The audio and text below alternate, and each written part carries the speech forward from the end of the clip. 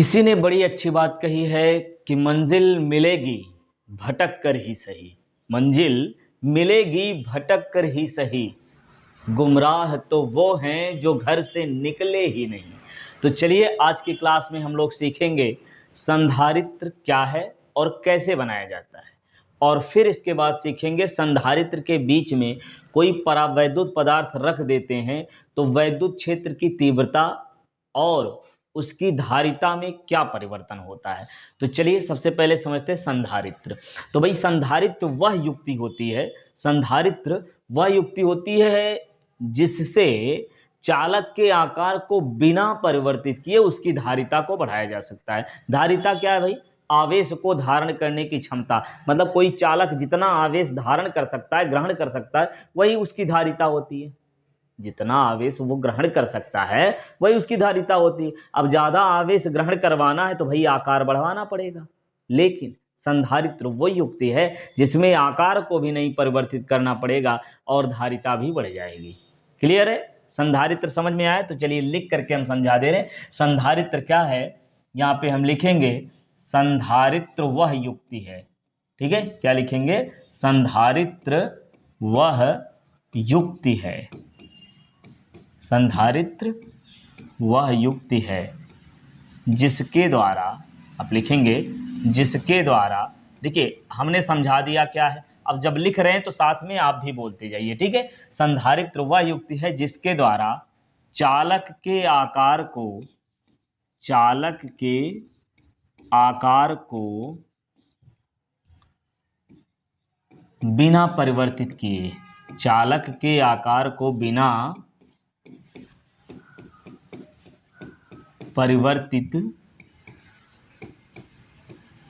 किए धारिता को बढ़ाया जा सकता है। धारिता को बढ़ाया जा सकता है। अब हम समझेंगे भैया कि ये बनता कैसे है। ठीक है, संधारित्र बनाया कैसे जाएगा और ये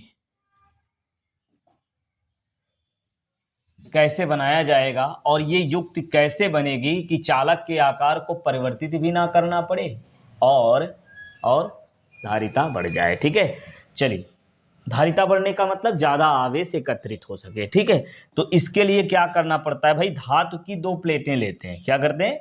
धातु की दो प्लेटें। मान लो एक प्लेट ये वाली ए है और दूसरी प्लेट ये बी है। ठीक है, धातु की दो प्लेटों को लेते हैं और एक दूसरे के समांतर रख देते हैं। क्लियर? तो देखिए एक धातु की प्लेट, इसको हम मान लेते हैं ए है और दूसरी धातु की प्लेट बी है।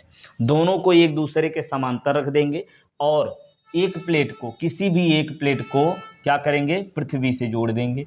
किसी भी एक प्लेट को क्या करेंगे? पृथ्वी से जोड़ देंगे। चलिए ऐसे बना दे रहे हैं। किसी एक प्लेट को किससे जोड़ देंगे? पृथ्वी से जोड़ देंगे भैया, ये लो। ठीक, और दूसरी प्लेट को विद्युत स्रोत से जोड़ करके प्लस क्यू कूलाम का आवेश जब देते हैं तो प्रेरण द्वारा स्वतः ही दूसरी प्लेट पर जो पृथ्वी से जुड़ी हुई है इस पर माइनस क्यू कूलाम का आवेश आ जाता है। बस इतनी बात आपको संधारित्र में समझना है। क्लियर? कैसे बनता है ध्यान से देखिएगा। धातु की दो प्लेटों को समांतर रख करके किसी एक प्लेट को पृथ्वी से जोड़ देते हैं और दूसरी प्लेट को विद्युत स्रोत से प्लस क्यू कूलाम का आवेश जब देते हैं तो प्रेरण द्वारा स्वतः ही दूसरी प्लेट पर माइनस क्यू कूलाम का आवेश आ जाता है। तो भैया ये हो गया संधारित्र। अब समझेंगे हम कि संधारित्र में भाई प्लेटों के बीच में यदि कोई परावैद्युत पदार्थ रख दिया जाए तो क्या होगा। क्या करते हैं? कोई परावैद्युत पदार्थ यदि बीच में रख दिया जाए तो क्या होगा। ठीक है, कोई परावैद्युत पदार्थ बीच में रख दिया जाए तो क्या होगा। ये लीजिए, एक ये परावैद्युत पदार्थ हमने बीच में रख दिया। क्लियर? अब इस परावैद्युत पदार्थ को रख देंगे तो क्या होगा भैया? ध्यान से समझिएगा। ठीक है, इसमें आपको ये पता होना चाहिए कि वैद्युत क्षेत्र की तीव्रता की दिशा किधर होती है? धन आवेश के विपरीत और ऋण आवेश की ओर होती है। अब देख पा रहे होंगे कि आप धन से ऋण की ओर वैद्युत क्षेत्र यहाँ पे होगा। किधर होगा? धन से ऋण की ओर वैद्युत क्षेत्र की दिशा होगी। चलिए इसको थोड़ा सा भर देते हैं बढ़िया से।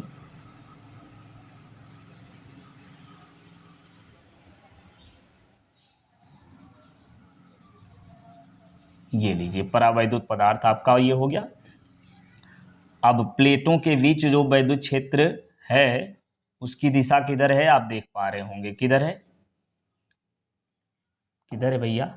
वैद्युत क्षेत्र की दिशा जो है वो ई मान लेते हैं और वो किधर होगी, धन से ऋण की ओर। क्लियर? ये वैद्युत क्षेत्र की दिशा इधर होगी, इधर की ओर।